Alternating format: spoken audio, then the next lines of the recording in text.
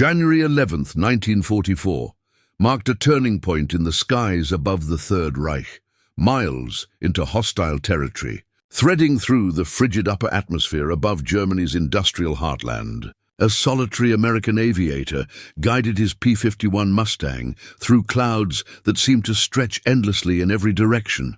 Cut off from his formation, his ammunition reserves dwindling with each passing moment, he tilted his head upward and witnessed a nightmare unfolding in real time. 36 German interceptors were descending like hawks upon a formation of B-17 heavy bombers, their attack runs coordinated and merciless. The logical choice stood before him crystal clear: withdraw to safety, preserve his aircraft, live to fight another day. Instead, he pushed his throttle forward and climbed directly into the teeth of that aerial maelstrom, alone against impossible odds. The engagement that followed would earn him America's highest military decoration and send shockwaves through Luftwaffe command centers across occupied Europe. This particular afternoon convinced Germany's most accomplished combat pilots that their reign over their own airspace had reached its final chapter. What you're about to discover is the chronicle of Germany's elite fighter force encountering the P-51 Mustang for the first time, told through their own testimonies about facing this revolutionary machine. Throughout the initial 2 years of America's daylight strategic bombing offensive across European skies, the Luftwaffe had perfected a devastatingly simple tactical doctrine: patience. The Republic P-47 Thunderbolt and Lockheed P-38 Lightning could shepherd bomber formations only to Germany's frontier, perhaps 400 miles outbound from English airfields, before their fuel reserves dictated an inevitable homeward turn. German squadron leaders understood this limitation intimately. They would hold their formations in reserve, circling at altitude, engines throttled back to conserve precious fuel, watching those American escorts bank westward toward the Channel. Only then would they strike, falling upon the defenseless bomber streams with overwhelming force. The result was catastrophic beyond measure. Flying Fortress and Liberator crews were experiencing loss rates that bordered on unsustainable. Individual missions sometimes witnessed 10, 15, even 20% attrition rates. Consider that arithmetic for a moment. 1 bomber in 5 failing to return to base. The mathematics of survival were brutal and inescapable. Meanwhile, Luftwaffe aces accumulated victory tallies at a pace that suggested shooting gallery exercises rather than desperate aerial combat. The strategic bombing campaign itself teetered on the edge of operational viability. Then December 1943 arrived, bringing with it a game-changing development that would fundamentally alter the air war's trajectory. An aircraft had touched down on English soil that married British power plant engineering to American airframe design philosophy. This truly collaborative Allied achievement combined the legendary Rolls-Royce Merlin engine with North American aviation's sleek fuselage construction, creating something entirely unprecedented. Here was a fighter capable of flying deeper, climbing faster, and striking harder than any aircraft currently in the Luftwaffe's operational inventory. The P-51 Mustang had entered the theater, and German fighter pilots were about to face their most formidable adversary yet. The psychological impact would prove just as devastating as the tactical advantages. Allow me to introduce you to the 354th Fighter Group, historically designated as the Pioneer Mustang Group for excellent reason. They became the first operational unit to take the P-51 Mustang into combat operations. Their inaugural mission launched on the first day of December 1943, a straightforward fighter sweep across Belgian airspace designed to familiarize pilots with their new mounts. No enemy contact materialized, no dramatic engagements occurred. It was, by any measure, an unremarkable shakedown flight. 12 days later, on December 13th, everything transformed. 49 P-51 Mustangs from the 354th thundered down English runways and accomplished something previously considered operationally impossible. They escorted heavy bomber formations all the way to Kiel, penetrating deep into Reich territory where Allied fighters had never ventured before. The Luftwaffe scrambled dozens of interceptors to meet this perceived threat. Anticipating the familiar pattern, American escorts would shortly pivot homeward as fuel constraints dictated, leaving the bombers vulnerable to attack. But this time, something extraordinary happened. The P-51s maintained their course. When German fighters initiated their attack runs, the Mustangs engaged them with ferocious determination. In that single engagement, those 49 American fighters claimed 15 confirmed kills against experienced Luftwaffe pilots. Here's the truly remarkable aspect of this encounter. Not a single Mustang was lost to enemy action. Contemplate the implications of that outcome for a moment. Inexperienced pilots flying an entirely new fighter type in their first major combat engagement against battle-hardened Luftwaffe veterans who had been fighting since the war's opening days, and they emerged without a single loss. German pilots were left stunned, struggling to process what had just occurred. Squadron commanders transmitted urgent situation reports to higher headquarters, their messages tinged with disbelief and concern. American fighters maintaining escort at 400 miles penetration. Repeat confirmation. American fighters at 400 miles. The Luftwaffe High Command initially dismissed these reports as impossible. They had to be mistaken. Someone had miscalculated navigation waypoints, misidentified aircraft types, made some fundamental error in observation. No Allied fighter possessed the operational range to penetrate that deeply into German airspace, while retaining sufficient fuel reserves to engage in combat and return safely to England. The laws of physics and fuel consumption simply didn't permit such operations. Except the reports weren't errors. The P-51 Mustang, when equipped with external drop tanks, boasted a combat radius exceeding 750 miles. That single performance characteristic meant Berlin itself, the capital of Hitler's 1,000-year Reich, now fell within the protective range of American fighter escort. Nowhere remained safe. The Luftwaffe had nowhere left to hide, no sanctuary where they could attack undefended bombers without facing fighter opposition. Before the P-51 arrived in significant numbers across English airfields, average bomber loss rates over German targets hovered around 5 to 7% per mission. After the Mustang began flying deep penetration escort missions in force, those loss rates plummeted to under 2%. The bomber crews understood what this meant for their survival odds. The Luftwaffe understood what this meant for their defensive strategy. The fundamental balance of power in the European air war had shifted irrevocably, and everyone involved recognized it. Now let me tell you about Major James Howard, a figure who would become legendary in American aviation history. He served with the 356th Fighter Squadron, itself part of the 354th Fighter Group, and brought with him combat experience from service with the Flying Tigers in China before transferring to the European theater. Here was an experienced combat aviator, someone who remained calm and focused under the most extreme pressure. And on January 11, 1944, he executed an action so audacious and extraordinarily courageous that it entered the permanent annals of air combat history. That particular morning, Howard led 50 P-51 Mustangs skyward, tasked with escorting 3 entire divisions of B-17 flying fortresses on a critical strike against Oschersleben, located roughly 100 miles southwest of Berlin. The target was significant: aircraft manufacturing facilities that the Allied bombing campaign desperately needed to eliminate. The bomber stream stretched across miles of sky, over 600 B-17s and B-24s in total, and the Luftwaffe was prepared to defend this vital industrial target with everything available.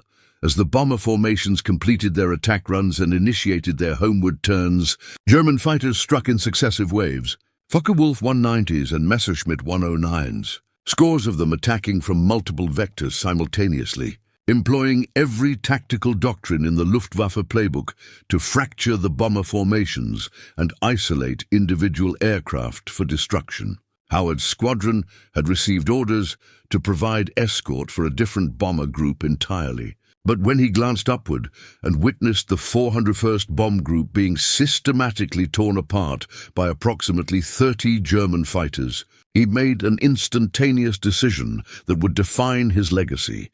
He keyed his radio transmitter, issued engagement orders to his pilots, and then dove his Mustang directly into the center of that swirling aerial melee. What transpired over the next half hour stands as one of the most extraordinary individual actions in the entire history of aerial warfare. Howard became separated from his squadron almost immediately. The inevitable chaos of high-speed combat, the confusing swirl of dogfights occurring simultaneously across cubic miles of airspace. Suddenly, he found himself completely alone. One P-51 Mustang facing more than 30 hostile German fighters. Below his altitude, hundreds of American bomber crewmen faced almost certain death if someone didn't intervene immediately. So Howard attacked without hesitation. For 30 consecutive minutes, James Howard fought a solo engagement against an entire Luftwaffe formation. He dove through their attack approaches, disrupting their firing solutions. He fired at fighters closing on bomber formations, forcing them to break off their runs. According to testimony from bomber crew members who witnessed the engagement, he appeared at one point to deliberately ram a German fighter after exhausting his ammunition, though this particular detail remains unconfirmed in official after-action reports. He employed every tactical maneuver he'd ever learned. Every fragment of skill accumulated through years of combat flying, every reserve of courage he possessed. And he kept those German fighters off those bombers for the entire engagement. When Howard finally limped back to base, his fuel tanks registering near empty and his ammunition completely exhausted, bomber crews were frantically radioing inquiries. Who was that pilot? Who was flying that lone P-51?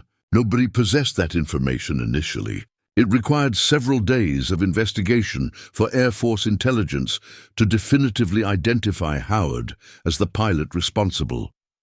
He became known throughout the theater as the One-Man Air Force, and he received the Medal of Honor for his actions, making him the only fighter pilot in the entire European theater to receive that supreme decoration for air-to-air combat operations. But here's what matters most for understanding our larger narrative. The Luftwaffe pilots who survived that engagement and returned to their bases spread word of what they'd witnessed. A new American fighter dominated the skies now, and it was flown by pilots who would engage against any odds without hesitation. The psychological impact of such encounters rippled through German fighter squadrons across the Reich. Now we reach the essential question at the heart of this story. What did Germany's most accomplished and decorated fighter pilots actually say about encountering the P-51 Mustang? Let me begin by addressing a famous historical anecdote that's been repeated countless times, often without proper context. You've likely heard the story about Adolf Galland, one of Germany's top-scoring aces, with 104 confirmed victories, who commanded fighter operations for the entire Luftwaffe. According to popular legend, Hermann Göring once demanded to know what Galland needed to win the air war, and Galland supposedly replied with deliberate sarcasm, "A squadron of Spitfires." That exchange did occur, but it happened in September 1940 during the Battle of Britain.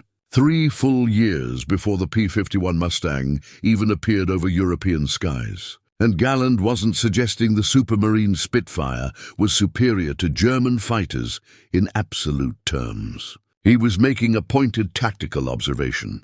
German Messerschmitt Bf-109s had been designed as offensive interceptors, fast in the dive, excellent for hit-and-run tactical approaches, perfect for the aggressive fighting style that suited their performance characteristics. But Göring was demanding they fly tight escort formations for bomber streams, which completely negated all their inherent advantages and forced them to fight in a manner contrary to their design philosophy.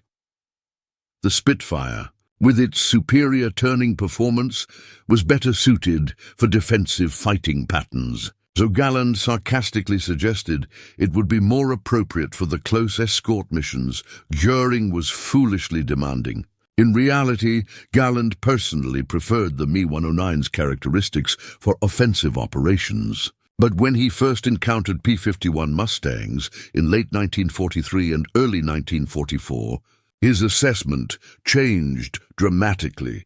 Here's what made the P-51 Mustang so profoundly dangerous from the Luftwaffe's operational perspective. First and foremost, range. With external drop tanks attached, the P-51 could fly over 1,600 miles total distance. That translated to a combat radius of approximately 750 miles from base. Do you comprehend what that operational capability meant strategically? Berlin lay 600 miles from English airfields. Every major industrial city in Germany, every critical target the Allied bombing campaign sought to destroy, now fell within range of continuous American fighter escort. The Luftwaffe could no longer implement their wait and pounce tactical doctrine. There was no turning back anymore. American fighters would be present throughout the entire mission profile. Second critical advantage, speed and altitude performance. The P-51D, the definitive production variant that arrived in spring 1944, could cruise at 440 miles per hour and possessed a service ceiling exceeding 40,000 feet. It could intercept virtually anything the Luftwaffe could field operationally, and it could fight effectively at any altitude from deck level to the stratosphere. Late-war German fighters like the Focke-Wulf, Ta-152 and the revolutionary Me-262 jet could match or exceed these performance numbers on paper, but Germany could not produce them in operationally significant quantities. The few that reached frontline squadrons faced overwhelming numerical disadvantages. Third, devastating capability, endurance to hunt. This particular characteristic genuinely terrified German pilots at all experience levels. The P-51 wasn't merely fast with good range. It could loiter over German territory for 30 to 45 minutes, actively hunting for targets of opportunity across the Reich. That meant Luftwaffe training schools became vulnerable. Supply aircraft could be intercepted. Airfields faced strafing attacks without warning. Nothing remained safe anymore behind what Germans had considered secure rear areas. Johannes Steinhoff, a Luftwaffe general who flew 993 combat missions and survived the war to document his experiences, later characterized the Mustang as the most dangerous opponent the Luftwaffe faced in the Western theater. Not the most technologically advanced, not the fastest in absolute terms, not the most maneuverable in turning combat, the most dangerous operationally. Gerhard Barkhorn, the third highest-scoring ace in aviation history with 275 confirmed victories, stated in post-war interviews that by mid-1944, encountering P-51 formations meant German fighter missions had essentially become suicide operations. There was no escape vector. They were everywhere across German airspace at all altitudes, at all times. And here's the brutal truth that German aces reluctantly acknowledged in post-war years when they could speak candidly without propaganda constraints. Even if the aircraft had been evenly matched in performance characteristics, which by late 1944 they decidedly were not. The Americans possessed one insurmountable advantage that no amount of tactical brilliance could overcome: pilot training quality and depth. By 1944, a newly trained Luftwaffe pilot might accumulate 30 to 50 hours of flight time before being committed to combat operations. Fuel shortages meant Germany simply couldn't afford extensive training programs anymore. The resources didn't exist. American pilots, by stark contrast, received 200 to 300 hours minimum before reaching operational squadrons. Many accumulated significantly more. Erich Hartmann, the highest-scoring fighter ace in all of military aviation history, with 352 confirmed kills, stated after the war that from 1943 onward, a newly trained German pilot facing a newly trained American pilot in a P-47 Thunderbolt or P-51 Mustang was essentially a helpless target. The skill differential was simply too vast to overcome through bravery or tactical positioning. Add to that reality the fact that by mid-1944, the Americans were launching 500, 600, sometimes 800 P-51 Mustangs on a single mission, and you begin to comprehend why German pilots felt the situation had become utterly hopeless. The issue wasn't simply that the P-51 was an excellent fighter aircraft. The real problem was that the Americans could field thousands of them, flown by thoroughly trained pilots with unlimited fuel reserves and backed by the largest industrial economy on planet Earth. Let me illustrate this with stark numerical data. In 1943, before the P-51 arrived in significant numbers, the Luftwaffe remained competitive in exchange ratios. For every German fighter lost in combat, they were shooting down 4 or 5 Allied bombers. That's a winning exchange ratio when you're fighting a defensive campaign on your own territory. By July 1944, merely 7 months after P-51s began flying deep escort missions in force, the ratio had completely reversed. German fighters were being destroyed at a rate of 3 or 4 to 1 against them. The Luftwaffe wasn't just losing the air superiority battle.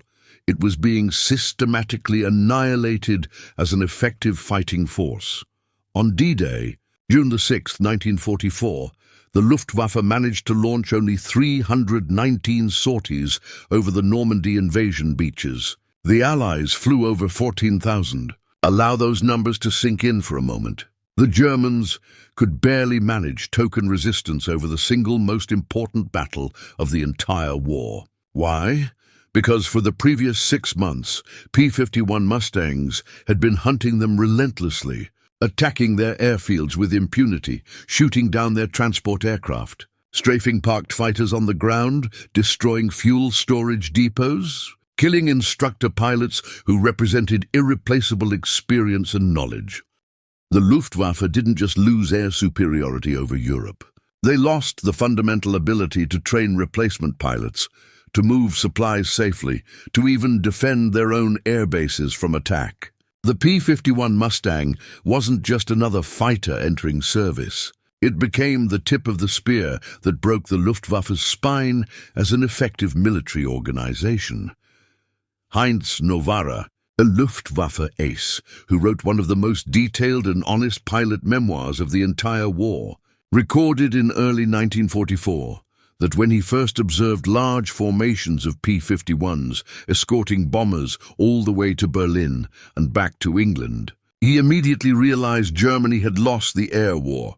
Not because the P-51 was unbeatable in individual dogfight engagements, it certainly wasn't invincible, but because Germany could never match the numbers, the training infrastructure, the fuel availability, or the industrial output required to counter it effectively. The strategic situation had become mathematically impossible. After the war ended, when former enemies could speak honestly without propaganda requirements, often over drinks at aviation gatherings, German fighter pilots proved remarkably candid in their assessments. They respected the P-51's engineering excellence.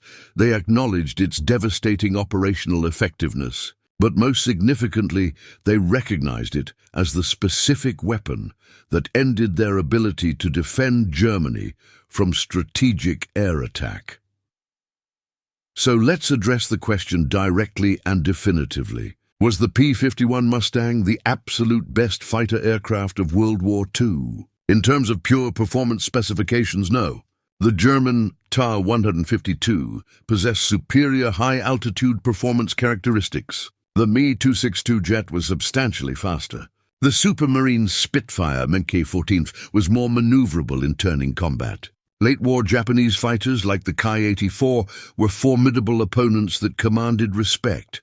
But here's what German aces understood, even when they preferred not to articulate it openly. The P-51 was precisely the right fighter at exactly the right time, in exactly the right numbers to achieve strategic objectives. The P-51 was remarkably cheap to manufacture, approximately $50,000 per aircraft compared to $85,000 for a P-47 Thunderbolt. North American Aviation built over 15,000 P-51s during the war years. That's an average production rate of 15 aircraft per day, once manufacturing fully ramped up. It proved extraordinarily reliable. Pilots could fly it for hours over hostile territory and trust it implicitly to bring them home safely. It was maintainable under field conditions. Ground crews could service them quickly, keep them operational, generate high sortie rates. And critically, it possessed the range to accomplish what no other Allied fighter could achieve: escort bombers to any target throughout Germany, hunt German fighters over their own airfields, strafe trains and vehicles with impunity, and still return safely to England. The German aces understood this strategic reality. They fought with tremendous bravery and skill. They scored kills against P-51s throughout the war's remaining months. Individual German pilots like Hartmann and Barkhorn achieved incredible victory totals that will likely never be matched. But they were fighting a battle that could not be won through individual heroism, and they knew it with increasing certainty.